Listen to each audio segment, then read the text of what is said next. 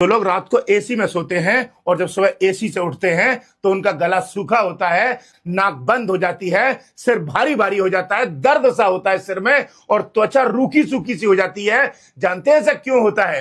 क्योंकि एसी चलाने से कमरे की हवा एसी खींच लेता है पूरा, इससे कमरे की हवा सूख जाती है, जिससे कमरे में ड्राइनेस बढ़ जाती है और कमरे की पूरी नमी खत्म हो जाती है, जिससे गला और नाक सूख जाता है।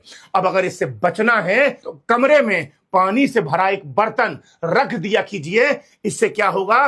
पानी कमरे की नमी को बनाए रखेगा और आपके गले और नाक के सूखने की समस्या कम हो जाएगी, जिससे सर भारी भारी भी नहीं लगेगा।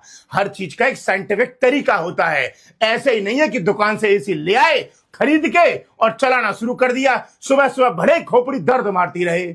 जो लोग रात को एसी में सोते हैं और जब सुबह एसी से उठते हैं तो उनका गला सूखा होता है, नाक बंद हो जाती है, सिर भारी भारी हो जाता है, दर्द सा होता है सिर में और त्वचा रूखी सूखी सी हो जाती है। जानते हैं ऐसा क्यों होता है? क्योंकि एसी चलाने से कमरे की हवा एसी खींच लेता है पूरा, इससे कमरे की हवा सूख जाती है, जिससे कमरे में ड्राइनेस बढ़ जाती है और कमरे की पूरी नमी खत्म हो जाती है, जिससे गला और नाक सूख जाता है।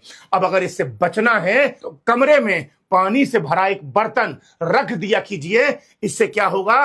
पानी कमरे की नमी को बनाए रखेगा और आपके गले और नाक के सूखने की समस्या कम हो जाएगी, जिससे सर भारी भारी भी नहीं लगेगा। हर चीज का एक साइंटिफिक तरीका होता है। ऐसे ही नहीं है कि दुकान से एसी ले आए, खरीद के और चलाना शुरू कर दिया, सुबह सुबह भले खोपड़ी दर्द मारती रहे।